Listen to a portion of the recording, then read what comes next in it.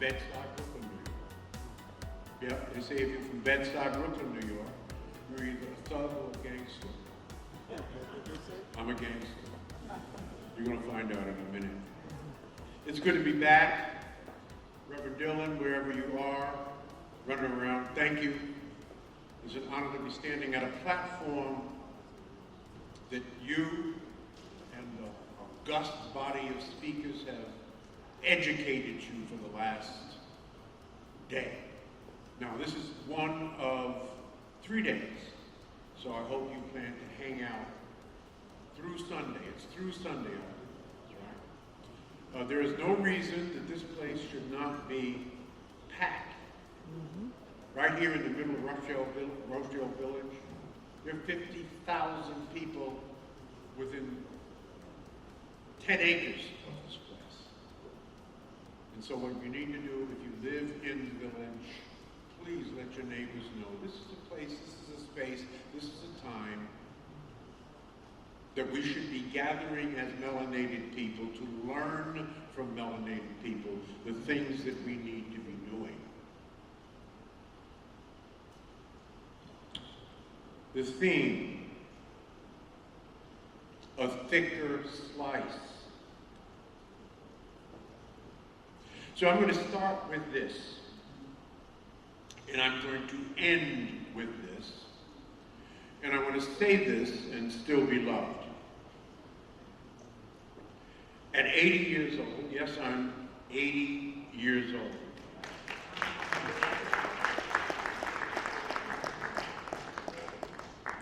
I've, in a sense, earned the right to say this. I hope you like it, but if you don't, I will be taking my plane back to where I live in Cleveland, Ohio. Brothers and sisters, ladies and gentlemen, kings and queens, the gift that you are looking for is in the work that you are not doing. Let me repeat that again. The gift that you are looking for is in the work that you are not doing. If you want a thicker slice of the enormous pie of state, county, and city contracts, here's what you must do. Because they are looking harder for you than you are for them. The first thing you have to do is to build the right kinds of relationships. That happens to be my specialty. I've written 6 best-selling books. I'm not bragging, I'm just saying. I wrote a modern-day classic called Success Runs in Our Race, The Complete Guide to Effective Networking in the Black Community. It is required reading in 57 historically black colleges. It is the book that started the networking conversation in our culture and in Black America, and ultimately started the networking movement. I wrote that book 35 years ago. You can still purchase it on Amazon. And other than the Bible and some modern day classics, there are very few books you can still buy on Amazon written 35 years ago. I urge you to read it. You must build relationships. The question then becomes, are you connected? Are you connected to the right people, to the right politicians? I know Senator Sanders always participates in this particular conference. He's an incredible brother. Are you connected to Senator Sanders? Are you voting? But more important than voting, this is going to sound strange, but if you ask any honest politician, which would they prefer? Your vote or your money? They will tell you, make a contribution. Let me have your money, because if I can get your money, I can get your vote. It took $1 billion+ for Barack Hussein Obama to be elected president of the United States. He needed money first. So are you connected to your politicians? Do you know who they are? Certainly you are voting for them, hopefully, but most importantly, you are financing them. write a check. And when you call, they look down a long list, not of voters, but of contributors. And they will answer your call. There's a modern day example of the power of money and politicians. We saw this in the most recent election. And there's a little guy named Elon Musk. Just happens to be the richest person on the planet. He didn't particularly like Donald Trump, but he has about $2 billion in government contracts.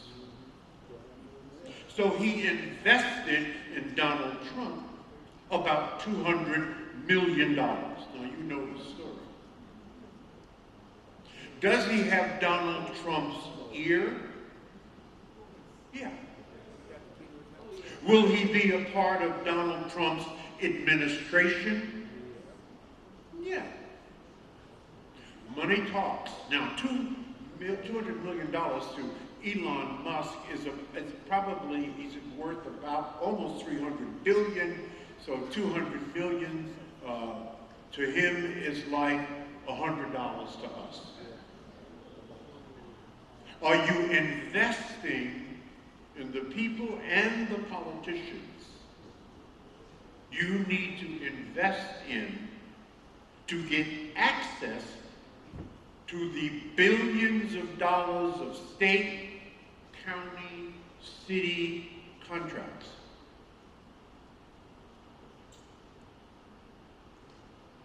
Do you have those kind of relationships?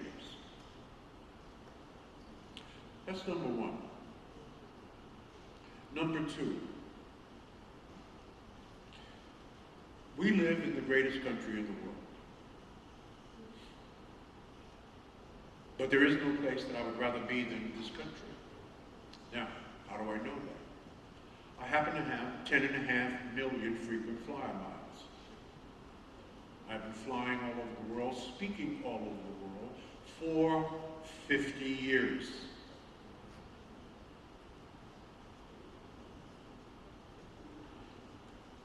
This country has unlimited opportunities. Unlimited opportunities. We do not lack opportunities in this country. In spite of a racist country that we live in, there are unlimited opportunities. That is not the issue.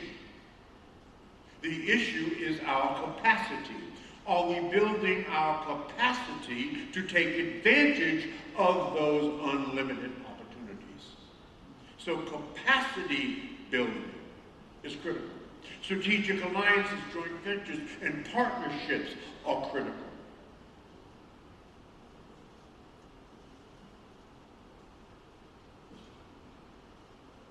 We own the fewest number of businesses per capita of any cultural group in this country. The fewest number of businesses. Although, when you look at business in the black community, and you look at the number of businesses, and you look at the record of that business growth over the last 30 years, it's incredible. When you look at the U.S. Census Bureau puts out every 5 years the number of businesses owned by cultural groups. In its last report, it showed that there were 3.7 million black-owned businesses in America. The highest number of black-owned businesses ever in the history of black people in this country.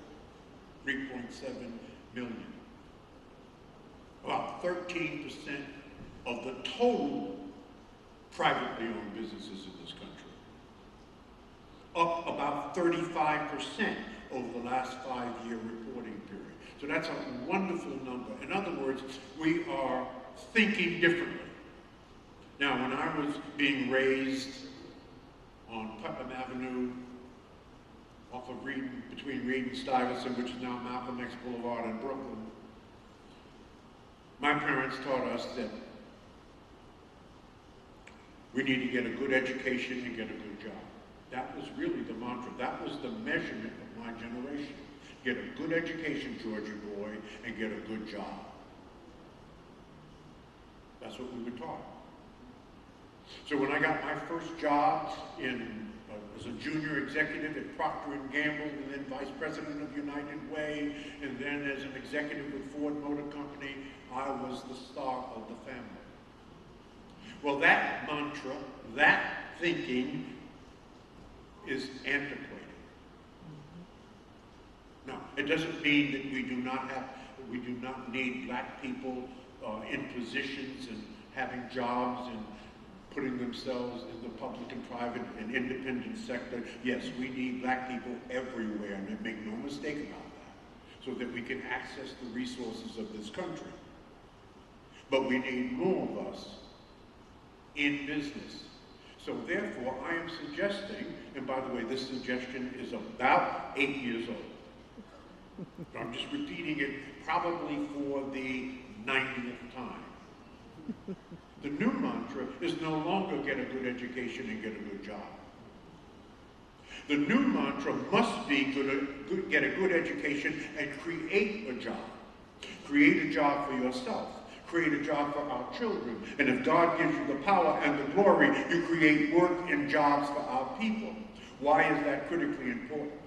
Now, at 80 years old, I won't see the realization of that idea. But my grandchildren might. And that's the point. We must become, by the end of the 21st century, brothers and sisters, the #1 employer of our own people. As Jews are the #1 employer of Jews, East Indians are the #1 employer of East Indians, Arabs are the #1 employer of Arabs, Chinese Asian people are the #1 employer of Chinese Asian people. In fact, Chinese people have eliminated their own unemployment problem right here in the United States, opening small Chinese restaurants in the hood. In fact, if you go into a Chinese restaurant and there are 4 brothers waiting on you, leave. That is not a real Chinese restaurant, because Chinese people do not employ black people. They barely even like us. And you can't hate on them for that, because that's what the hell we're supposed to be doing, employing our own people. Get a good education and create a job. Create a job for yourself, create a job for your children, and create a job for our people. That is why business is so important. So, at 3.7 million black-owned businesses in America, the highest ever in the history of our people in this country, we're moving in the right direction. Now, that's the upside. What's the downside of that number, Dr. Fraser? Of the 3.7 million black-owned businesses in America, only 161,000 of those businesses employ anybody. The rest of those businesses, how about 3.5 million of those businesses, are sole proprietorships. And the average revenue of those sole proprietorships in black America is about $20,000 a year. That is below the poverty line. The ones that employ other people, the 161,000, their average annual revenue is about $1.5 million a year. So, we have to work on building our capacity to systematize and ultimately scale our own businesses. No one is going to do that for us, but us. Let me say that a little bit differently, and again, I'm going to say this and still be loud. Ain't nobody saving black people but black people. It's been 400 years, and we ain't saved. Who in the hell are we waiting for? Asians? East Indians? No, we're waiting for us. I have found the enemy. And the enemy is us. We must fix this. No one is going to fix this but us. So building businesses, scaling those businesses, systematizing those businesses, building our capacity to do greater business,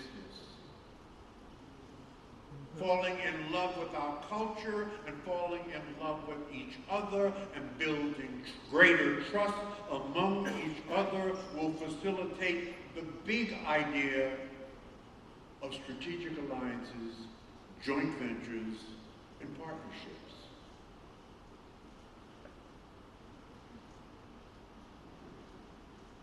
How do you build capacity, Dr. Fraser? Well, it's not rocket science. There is not a city in America that during the course of a year, there are classes everywhere in that city on how to start, build, and scale a business. Learn. You don't even have to go to college for it. You can. There are community colleges for it. Now, unfortunately, in our culture, you cannot get a degree in entrepreneurism or entrepreneurship in a historically black college. I'm going to change that. There are 350 white universities in America where you can actually get a degree in entrepreneurism, but not in a historically black college. That needs to change.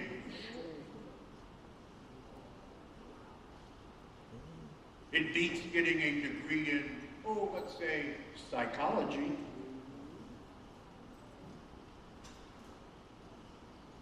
Go to classes, go to workshops, go to the websites, go to the government websites, go to the federal government, the state government, the county government, the city government, learn what the rules are and learn what the bids are. If you went to the county government here in New York or the state government, there will be a whole list of opportunities, business that you can bid on if you have the capacity to bid on it. They are looking for equity and inclusion. I said earlier, they're looking harder for you than you are for them. And if you don't have a company big enough to take on that particular contract, join up with another brother and sister, where 1 + 1 makes 11 and not 2. Shit, you can make 1 and 1 equal 2 with any damn body. I'm not looking for that. I'm looking for 1 + 1 making 11. Then you go and get the bigger contract. Know the rules. Know the laws. Now here's what white folk know about you. They know that Negroes do not read. Now you know that. We say that among ourselves, right? You want to hide something from a black man, put it in a book. So they make it serious reading. You have to have a decent vocabulary to understand the laws and understand the rules and understand how to fill out the paperwork. And that eliminates many of us. Shame on you. The business is there. You want a thicker slice? Let me repeat it again. The gift that you are looking for is in the work that you are not doing. That's on you, not on them. We've got to build our capacity. We have to work on the networks that we need. This is critically important. Critically important. One of the most important networks in our culture is the family. Solid families look good on your application. You know why solid families look good on your application? Because it shows stability. It shows responsibility. So I'm going to report something to you. I don't want you to hate me. I'm just the reporter of the statistics. But right now, the black family is in an existential crisis. Did you know that? Yes. The marriage rate today in the black family, right here in the great old USA, and by the way, these statistics are specific to African Americans. These statistics for black people throughout the diaspora, my brother, do not exist anywhere else in the world but right here in good old America. The homeland of white supremacy. The marriage rate in our culture today is at 34%. When I was growing up as a kid in Brooklyn, New York, it was 85%.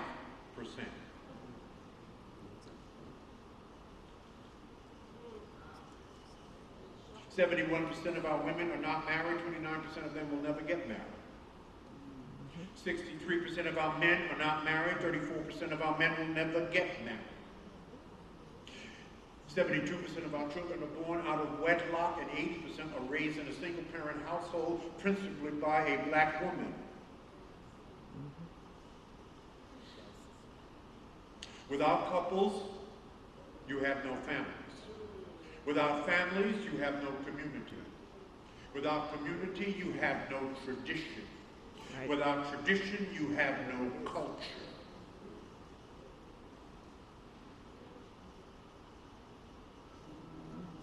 It started by first working on the black male to be, according to USA Today study on the most liked people in America. You know who's at the bottom of the list? Black men.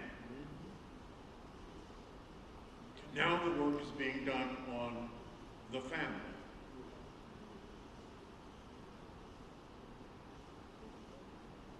Now, you don't think that's important? It isn't.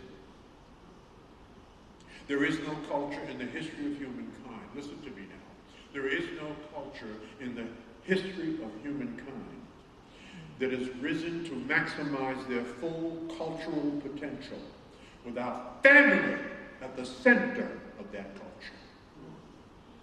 We, African Americans, Black Americans, Negroes, whatever you want to call them, we are the only ones in this country where that exists.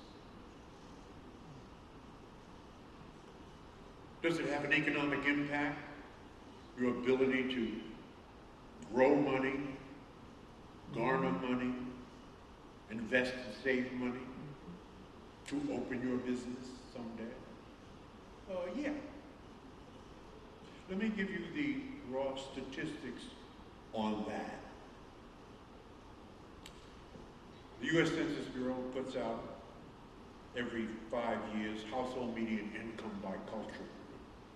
Household median income by culture. Now, guess which cultural group was number one for 350 years? White people. 350 years, they were number one. They're no longer number one. They're number three. Household median income by cultural group juxtaposed to marriage rate. Number one, East Indians, $124,000 a year. Marriage rate, 94%. Second are Chinese Asians. Annual household median income, $109,000 a year. Marriage rate, nearly 70%. Third are white people. Household median income, $81,000. Marriage rate, 57%. Fourth are Latinos or Hispanics, $63,000 a year, marriage rate nearly 70%. And at the bottom are black people. Household median income, $53,000 a year. Marriage rate, 34%. Now, Ray Charles can see that correlation. Do you see that there is a correlation between two working on the family and its wealth and income, and one?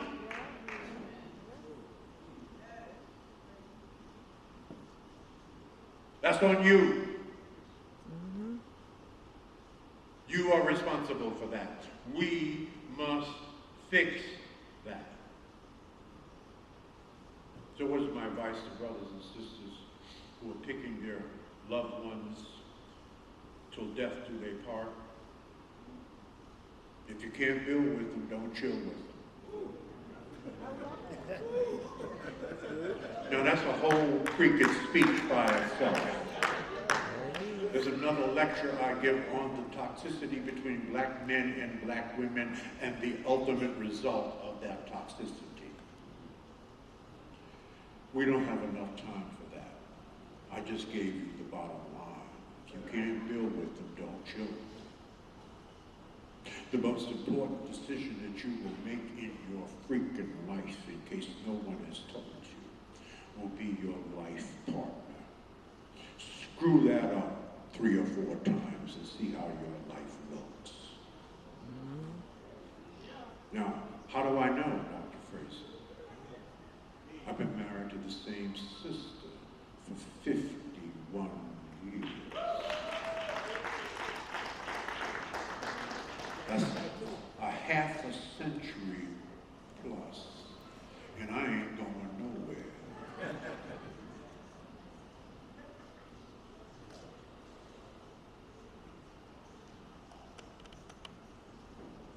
I cannot emphasize that enough.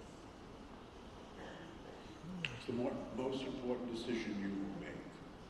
Because you say the most important thing that you will ever say to another human being. Unless you just, like, kidding around. But you put your hand on a Bible, and you say to that sister, and she says to you, till death do us part.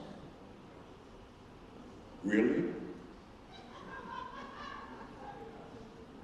She said, so whatever that, right? She said, yeah, that's it. Right, really?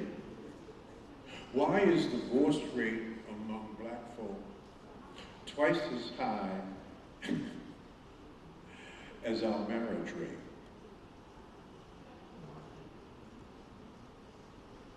We are out of line, brothers and sisters, with what God wants for us.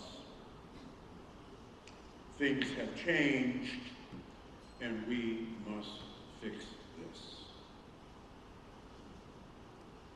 There's 7 mistakes. I don't have time to give the whole talk. I'm limited to about 40, 45 minutes.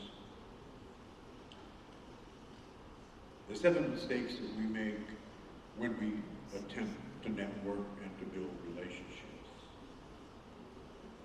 There are 4 pillars that we must abide by if we are going to build wealth. One of them is marriage.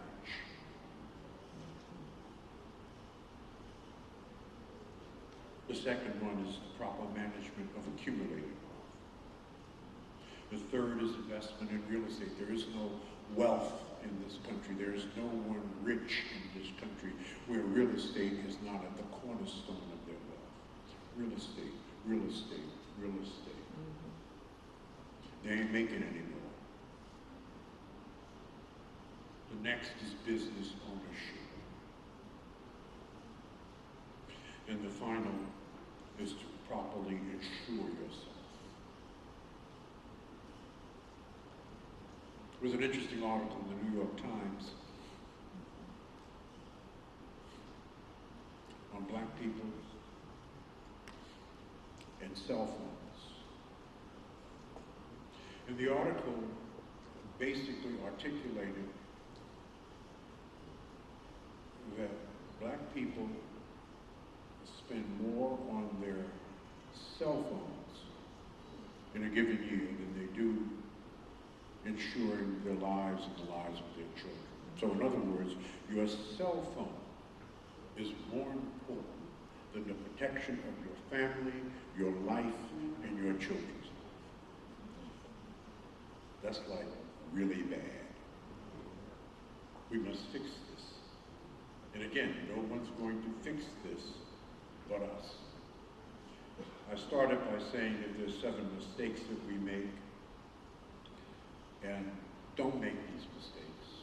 And again, this is an entire talk that I give. I don't have time to give it. I'm just going to give you sort of a flyby on it because we don't have the time. What are those 7 things?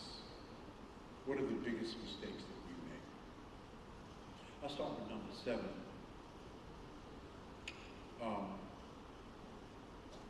I've been around 80 years.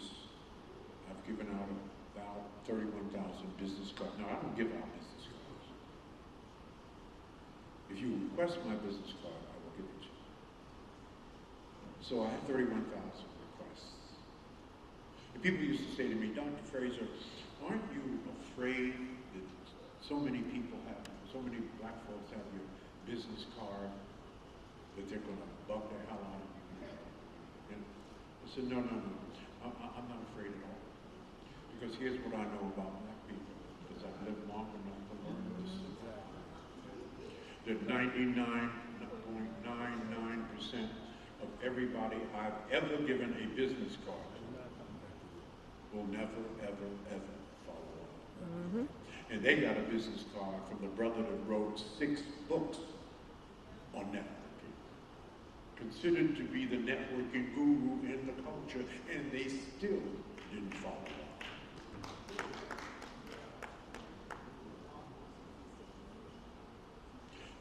So, piece of advice, the fortune is in the follow-up.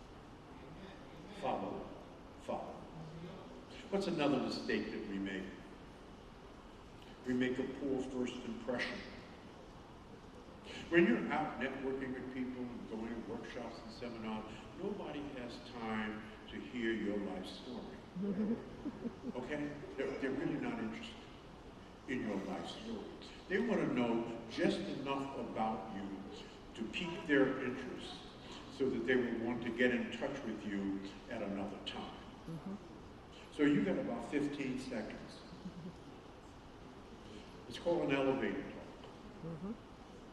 You get on an elevator and you go from the first floor to the 6th floor. It takes about 15 seconds. There are 5 major components of an effective elevator talk. Who you are, where you're from, and what you do. The last 2 are the most important. How do you add real value? And if you add real value, quantify it and prove it to me. You got about 17 seconds. That's about 60 words. So let me give you my little elevator pitch. Hi, I'm Dr. George Fraser from Cleveland, Ohio, by way of Brooklyn, New York. I'm the CEO and founder of Fraser Net Incorporated. I write books and speak on economic development and effective networking. I help people turn acquaintances into friends and contacts into contracts.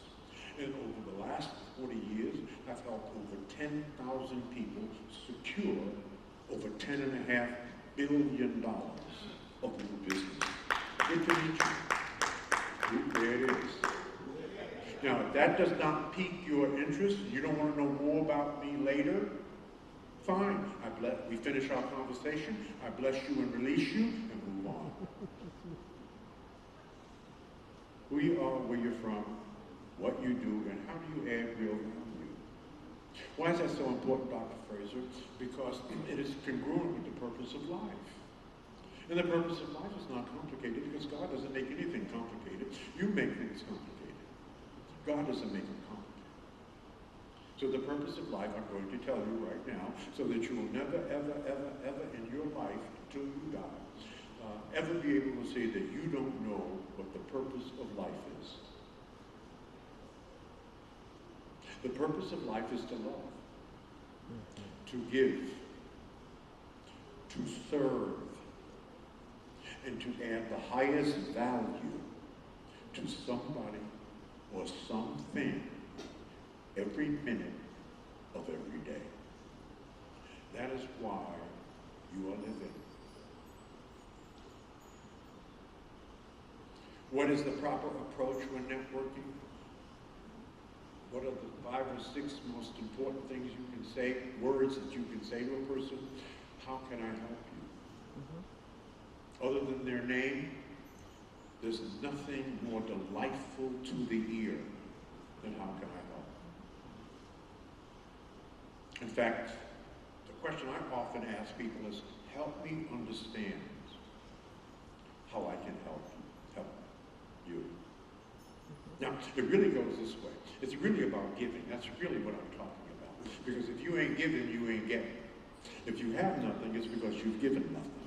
That you cannot take out of life that which you have not put into life, just as you cannot take out of the bank that which you have not put into the bank. And if you don't believe me, go on down to Bank of America or National City and try to take something out of there you haven't put in. Right? It's not going to happen.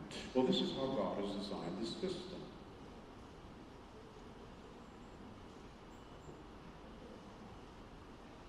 As you give, so when I say help me understand how I can help you, the real equation is help me, help you, help me.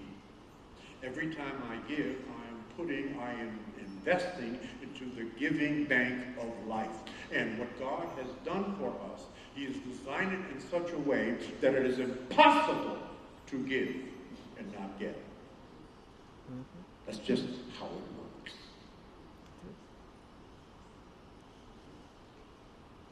You want a thicker slice? You've heard this sentence, the old saying, it's better to give than to receive. It's true. I have led an 80-year life of giving. And that's why I'm wherever I am. So give until it hurts, and then give until it feels good. It's impossible to fail. I'll close with a couple of things. Dr. Fraser, will there be obstacles as I live my life? The answer to that, if you were asking a brother in the hood, would be, oh, hell to the yes. Of course. My favorite quote outside of the Bible is a quote from Marcus Aurelius. Marcus Aurelius was one of the 5 great Caesars, my brother, the 5 great Caesars. And he said this in 600 BC, before Christ. Marcus Aurelius said that the impediment to action advances the action. What stands in your way becomes the way. In other words, said more simply, the obstacle is the way. Where there is no obstacle, there is no way. What is the first thing God does when He gives you an assignment He feels that you have been prepared for? He puts an obstacle in your way. And your job is to find a way over, around, through, and under that obstacle. Extract and learn the lessons. Stumble, fall, and fail. Learn the lessons and apply it to your next task. And then you get your new assignment from God, and then what's the next thing God does? He puts an obstacle in your way. And you must repeat the same thing. In fact, when you look back over your life, that is your life. Overcoming obstacles.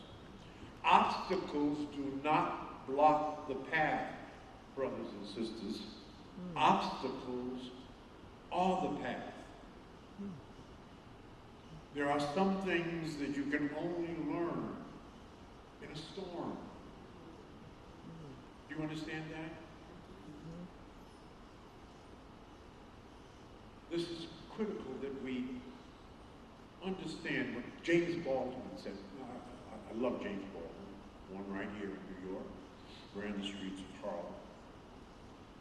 James Baldwin said, "We are born, we suffer, and then we die." What did he mean by that? He meant the suffering part is how you manage your suffering is what will determine your life. But you will suffer. If you have never failed at anything, you've never done anything. If you are going down a beautifully paved road and there are no twists and turns and hills and valleys, that road will probably lead you to nowhere. That is not life. Get over it. Deal with it. Every problem has a purpose. Every problem has a purpose. Be thankful for that problem. There's something you need to learn. If you're on your third spouse, you may never learn it.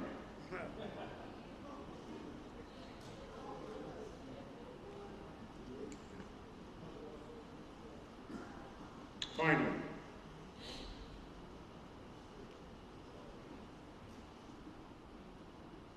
for those of you that read medical journals or scientific journals, there was a very interesting piece in the New England Journal of Medicine 5 years ago. Google it. On the 3 most productive periods of your life. Now, the New England Journal of Medicine was America's first medical journal. It is considered to be one of the world's greatest medical journals. The 3 most productive periods of your life. Number 3, between 50 and 60. Number 2, between 70 and 80. Number 1, between 60 and 70. What does that mean, Dr. Fraser? It means that between 0 and 49, you ain't done shit yet. You're just being prepared to do the best work in your life in the final 30 years of your life. I have done the best work in my life between 50 and 80. It is the truth. So hang in there. You're not too young and you're not too old. There is a lot more that can be done. But understand that life is hard. Marriage is hard. Divorce is hard. Choose your heart. Obesity is hard. Being fit is hard. Choose your heart.